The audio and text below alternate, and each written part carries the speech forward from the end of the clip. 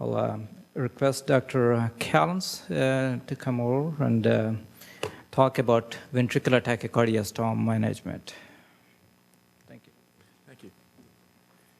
Good morning. Thank you again for this kind invitation. I wanted to talk about this in broad strokes, although there's a case involved too. Trying to get across the point that this is something that we deal with more frequently than I used to think. It was always pictured as some sort of elusive thing. Ventricular tachycardia storm really didn't happen that often, and it was a sincere emergency when it did. But unfortunately, these are the patients that we're seeing day in and day out for catheter ablation. And one of my favorite tirades is trying to picture the world, what it would look like to prevent ventricular tachycardia storm by approaching these patients a lot earlier in the disease process. It's probably a good idea, but that's a different topic.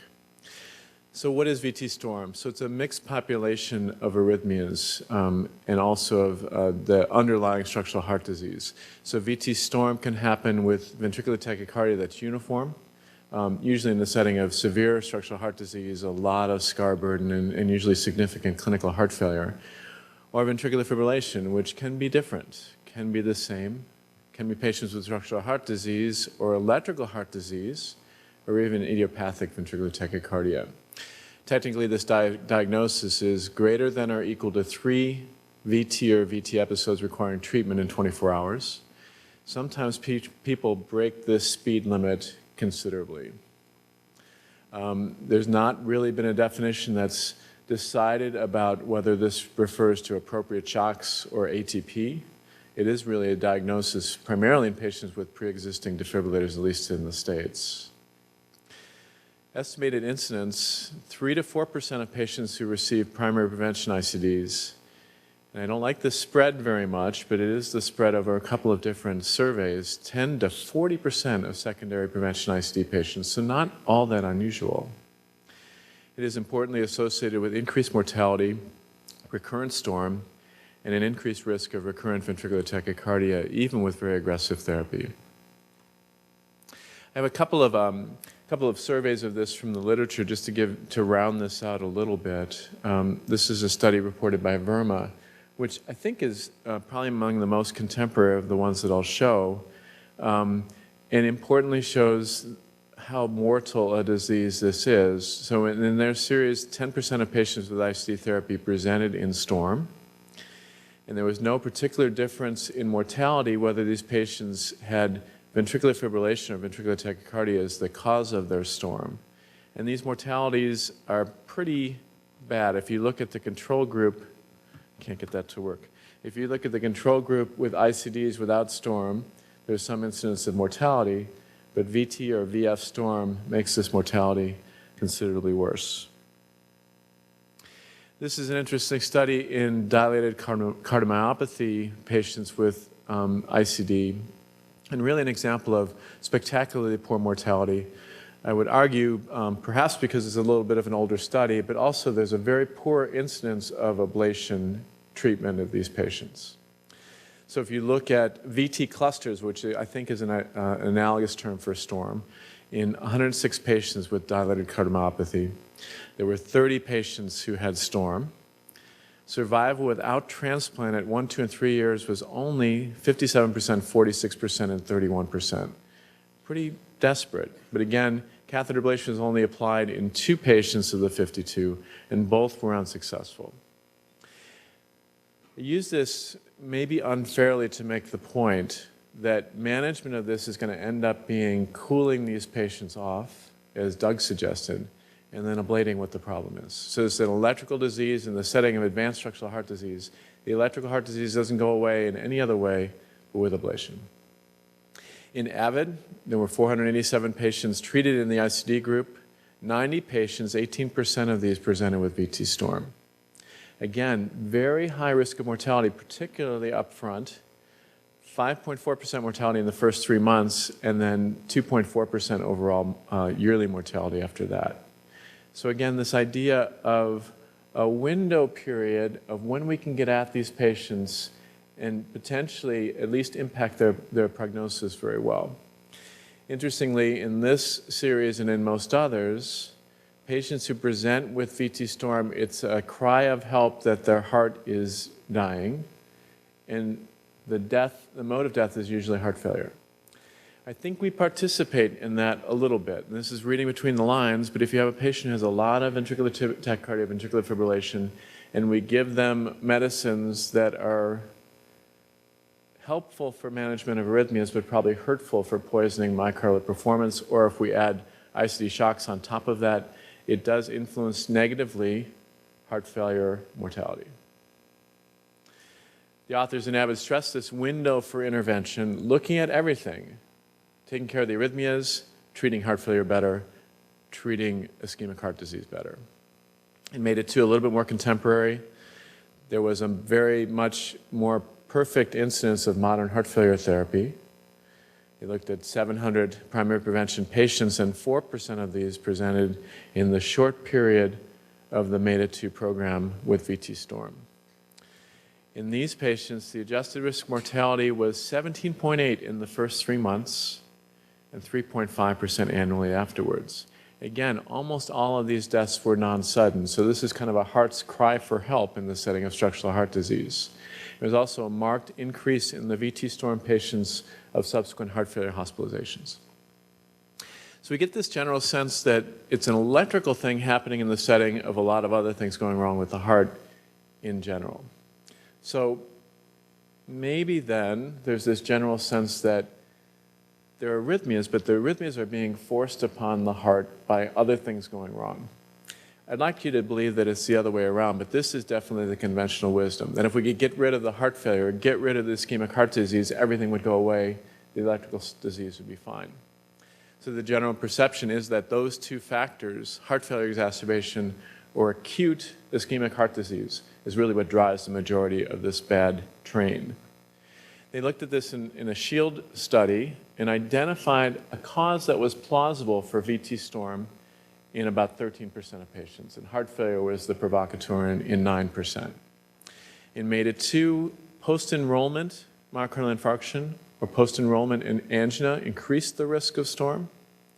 And interestingly, of the 27 patients in MEDA2 with storm, 7 of them had storm within 4 weeks of an ischemic event. Isolated episodes of VTVF and also renal insufficiency predicted storm in MEDA2. But none of this really carries the day.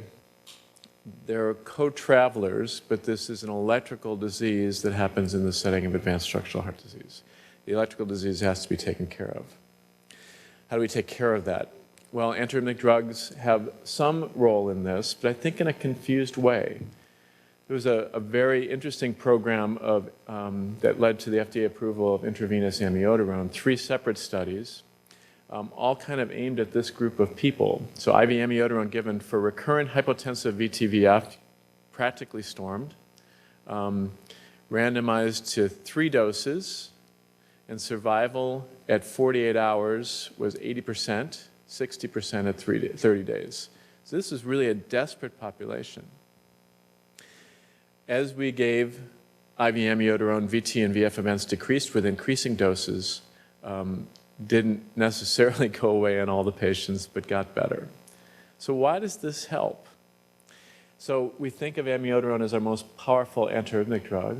I think in this setting, and very importantly, and a theme that will be developed in future slides, amiodarone is our best beta blocker. And the only way that we can medically treat VT storm, whether it's ventricular tachycardia, ventricular fibrillation, is by effects on the sympathetic nervous system.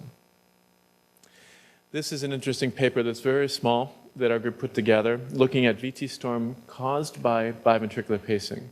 This is kind of the index patient that I really love. So we see that ECG of essentially VT interrupted by occasional paced beats. Pacing is bi-V pacing. We turn off LV pacing, and the VT goes away. This is happening in real time as proof of concept, and because we're all deeply scientific, we turned the biventricular pacing back on, and the VT comes back, and so on and so on. We eventually elected to turn the bi-V pacing off. So this is not a great frequency of patients, but it can be an important thing, and we look at this as being the induction of reentrant tachycardia is by stimulating from a different site. So if you turn off that site, sometimes even if you change the position of the biv pacing electrode by a couple of centimeters, it's an entirely different story. So ventricular tachycardia and structural heart disease has a site-dependent characteristic of induction. We think this is biventricular pacing inducing VT. It can help sometimes. Autonomic intervention for VT storm I already mentioned as kind of an introduction with amiodarone. This is a very important paper from the UCLA group looking at 14 patients with VT storm refractory to medical therapy, meaning beta blockers and antiarrhythmic drugs, and often multiple catheter ablations. What next? So in this series, thoracic epidural anesthesia and left cardiac sympathetic denervation was performed. With thoracic epidural anesthesia, 6 of 8 patients had a greater than 80% reduction in episodes. With left stellate ganglionectomy, there was no VT in 3 patients. VT resolved within 24 hours or responded to ablation after ablation had previously failed in 2, and recurrent VT was seen in 4.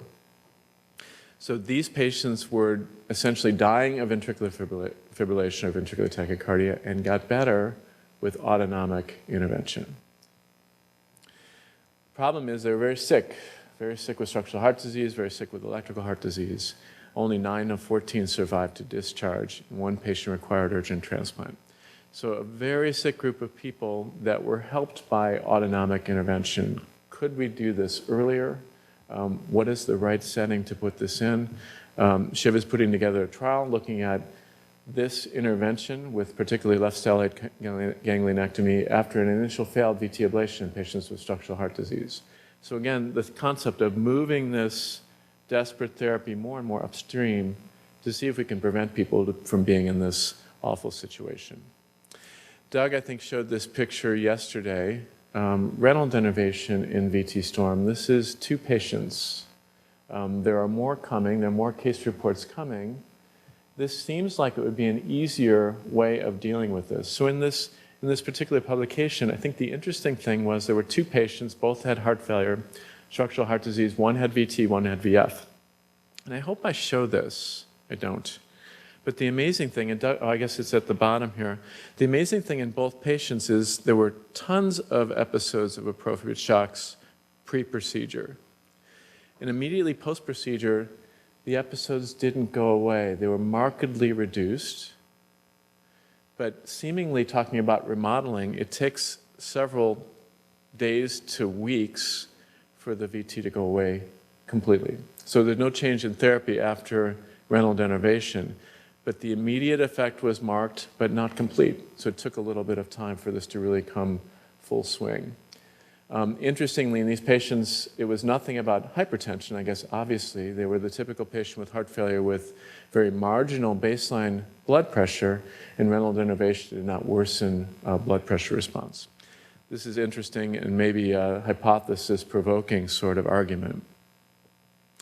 I think the majority of treatments that have been really studied for this population of patients in the recent era is catheter ablation. Probably the most successful of these studies is a Milan study looking at 95 consecutive patients with a refractory VT storm, all in structural heart disease. There was, interestingly, a limited impact of substrate-based ablation. Only about half of patients received this. VT induction was prevented after ablation in 85% of patients, although some required additional procedures. And over 22 months, there was a good freedom from recurrent VT storm and an 88% survival. Acute success was associated with decreased mortality, decreased VT recurrence, and the absence of VT storm. This is what this looked like in a Prague study of 50 consecutive patients, very sick patients, again with structural heart disease, a mean ejection fraction of 29%. Ablation prevented VT induction in only 44% of patients, but there was acute prevention and acute management of the VT storm in 84%, and overall a 74% freedom from recurrent VT storm and a 72% survival, which is a lot better than previous surveys without catheter ablation. Predictors of mortality in this basis was the need for transplant, low EF, increased LV sized, renal disease, and recurrent VT storm. What about PVC triggers for primary ventricular fibrillation? So this work has already been presaged by Doug's talk as well. So primarily electrical heart disease or even idiopathic ventricular fibrillation, a little bit different look, can happen in patients without severe structural heart disease. This is the Hasseger data. They focused on this idea that this was very often Purkinje related. With the LV Purkinje network, usually distal, the RV Purkinje network or the RV outflow tract. The PVCs that started ventricular fibrillation were very often early coupled and behaved interestingly. So they could exit to the myocardium at different coupling intervals in terms of the Purkinje spike to the V, and then those different coupling intervals would have different morphologies. It was very difficult to treat this with pace mapping. It was really all activation mapping, looking at these sites, kind of having the catheter close there, but really finding the exact site that gave rise to these different morphologies. In 27 patients, 24 were free from recurrence off antiarrhythmic drugs at 2 years. This is kind of expanded in a little bit different look at it. PVC triggers for VF, which looked the same, but occurred in patients with healed myocardial infarction. This looked at 26 patients from 4 centers who had recurrent ventricular fibrillation despite revascularization, despite intravenous amiodarone, that occurred early or late following myocardial infarction. And the triggering PVCs were usually mapped to sites with Purkinje potentials that were usually located at the infarct border between normal and abnormal tissue. Multiple ablation lesions were issued, and kind of the finding was to make sure that ablation was continued until PVCs were absent. Acute success in all but 1 patient, and freedom from VF in follow-up in 23 of the 25 successful patients. We've been staring at this a little bit, and I wanted to show just a quick case.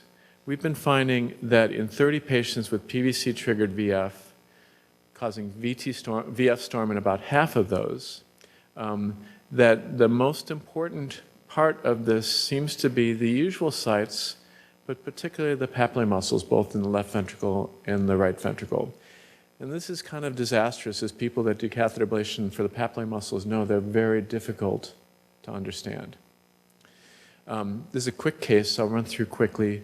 A patient with a resuscitated VF arrest in the absence of structural heart disease had a single chamber ICD implanted elsewhere and had recurrent PVC-triggered VF episodes resulting in ICD shocks. Very often had non-sustained polymorphic-looking VT recorded on ICD electrograms, but also had shocked events. This is what happened in the laboratory, just frequent episodes of polymorphic VT. They were all indexed by the same PVC at initiation. That PVC was very early coupled to the preceding sinus beat. The earliest site of activation for these PVCs was at the moderator band. So the moderator band is richly invested with Purkinje fibers, but is a very specific anatomic place that's difficult for us to map. It's free-floating and very three-dimensional. We find ways of trying to understand this anatomically is by making a separate chamber map of the moderator band itself. And we feel that this is very importantly kind of put into mind where this is by looking at the interaction of the catheter on the moderator band structure using intracardiac echo. So very often we'll make a map, activation map with these chambers, but aim anatomically at the moderator band. Here we're looking at the moderator band as it inserts into the free wall of the right ventricle with ice. Often, as Doug just stated in his talk, ablation here causes a lot of ectopy, which can be really frightening, but has to continue, like you said. The lesions are not, we don't spare the lesions. We try to be precise about where we're targeting, but because the odds of being wrong are very high, we kind of give a lot of bonus lesions. So 2 more slides. Sorry, I'm running over a little bit. Evolution of therapy for VT storm. It's important to realize that there are no real randomized trials in this, And the natural history in the current age is unclear, but we have a suspicion that it's relatively evil. Autonomic effects are important. Beta blockers we used to look at as heart failure treatment, and they are importantly, but in this setting, beta blockers are to turn the sympathetic drive off. IV amiodarone is a much more successful way of doing this than conventional beta blockers. Sedation trumps IV amiodarone. General anesthesia trumps sedation. And it's a little bit too soon to make this declaration, but I suspect that neuraxial intervention is even more strong and more permanent than general anesthesia. Catheter ablation is important to prevent the need for potentially harmful drugs and for shocks. And I think advanced heart failure intervention should at least be thought of in these patients. VT storm is a sign of the dying heart. So there are people that are having VT storm as an electrical disease, and there are people that are having VT storm as end-stage heart failure. And sorting between them can be a very difficult thing. Usually we treat both, but sometimes one takes precedence over the other. So trying to cull this all into a treatment algorithm for VT or VF storm. I think it's important to distinguish patients with primary ischemia, especially those with polymorphic VT or ventricular fibrillation, and often revascularization can be curative. I think it's important but difficult to distinguish patients who are dying of heart failure, in which case left ventricular LV assist devices may be the way out of this, although there'll still be arrhythmias to contend with. The urgency of the situation can be maintained by treating the heart failure. Maximal medical therapy, meaning maximal taking care of the sympathetic drive. Sedation and general anesthesia if necessary. Catheter ablation, but the more electively this can be performed, the better. So there's a sweet spot here. So storm has a limitation in time. You don't want someone coming to the lab that's getting shocked every 10 minutes, but neither do you want someone who's recovered completely and is not having any PVCs anymore. And making that window period can be very difficult to plan. I think autonomic intervention is the frontier in this, and I think will continue to be more and more important as we go forward. Thank you for your attention.